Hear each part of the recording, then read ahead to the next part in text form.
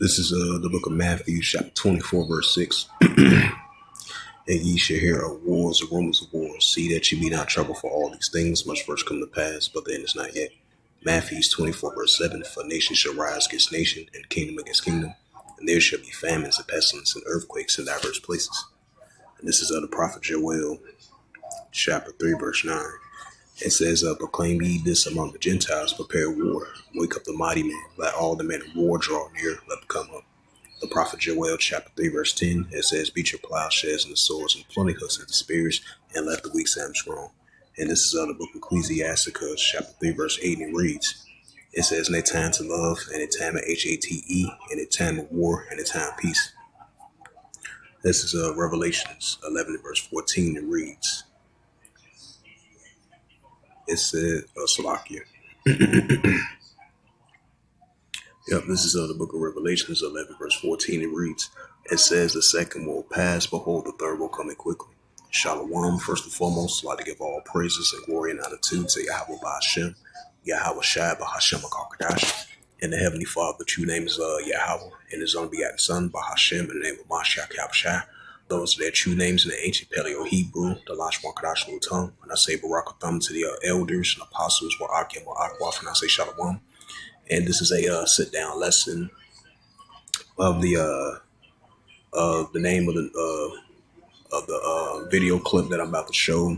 Is about the rise in tensions have been heating up between the Houthi Rebels, which is a pro-Iranian group, which you have back and forth on and off from previous years, and as recently, you've been having the Houthi Rebels over there in Yemen using continue to use air strikes against the Israel Defense Force that they've been having escalations with, because you have the Houthi Rebels. They are in solidarity with the Palestinians, because you've been having heavy raids over there from the Israel Defense Force throughout the Gaza Strip, throughout the West Bank, throughout the Palestinian territories. And then you've been having the Houthi Rebels been using airstrikes in those shipment areas over there in the Red Sea, importing, exporting goods.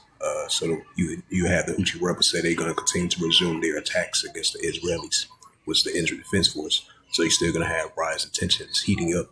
But ever since they had that ceasefire deal, escalation's kind of slimmed a little bit. Now it's starting to escalate right back up once again. Because I believe the deadline for the military aid assistance that the Israel Defense Force, which they blocked for the Palestinians, so it can go through the Gaza Strip, so they can have food assistance, aid assistance, which the Israel Defense Force has blocked, for the past week or so. That pressured Hamas to further have more ceasefire talks and extending of the hostage deal as well too, I believe, like a couple of days ago, because I believe the deadline has passed. And then you had the Houthi Rebels had a 4-day deadline, which had passed already.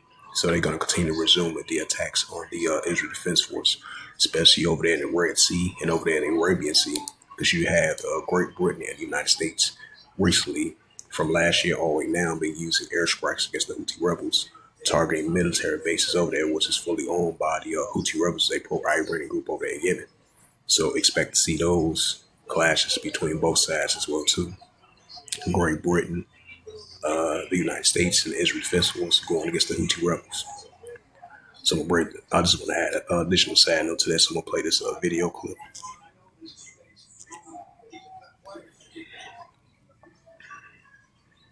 Let's see if I can be able to find it. Salakia for that. It must have disappeared, so let's see if I can be able to find it again.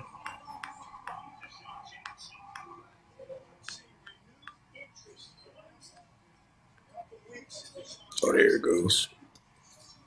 Yemen's Houthi rebels say they will resume attacks on Israeli ships in response to Israel's continued aid blockade in Gaza. The militant group's decision comes as the future of the ceasefire between Israel and Hamas remains uncertain. So following the latest from Tel Aviv for us is CBS News foreign correspondent Ramy Asensio. Ramy, you're back in the region. So break down this decision by the Houthis to resume attacks on Israeli ships, and does it mark a return to perhaps a little bit of escalation in the region, even though the ceasefire is still holding?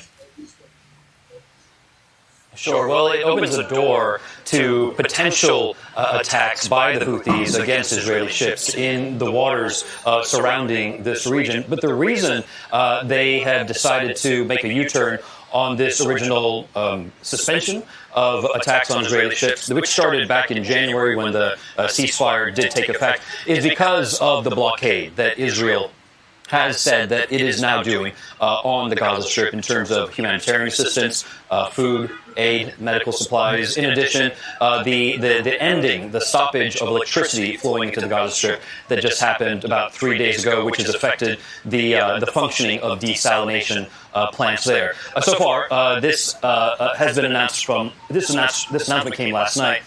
But we haven't gotten any reports of any attacks just yet. But looking back on it, we know that the Houthis do have the capability to do these attacks. They have launched about 100 attacks ever since the October 7th attacks of 2023.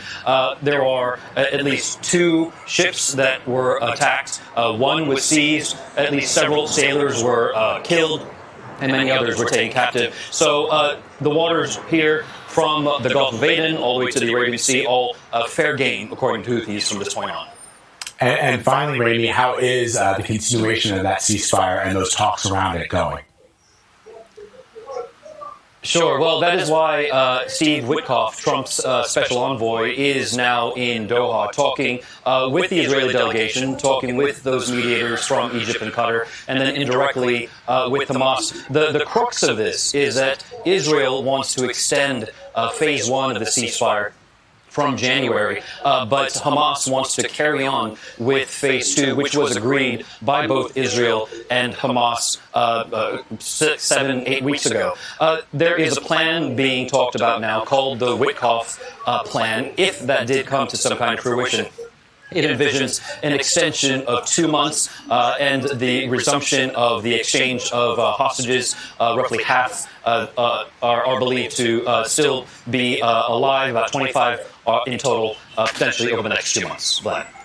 All right, Ramy Asensio reporting from Tel Aviv for us. Thank you, Ramy.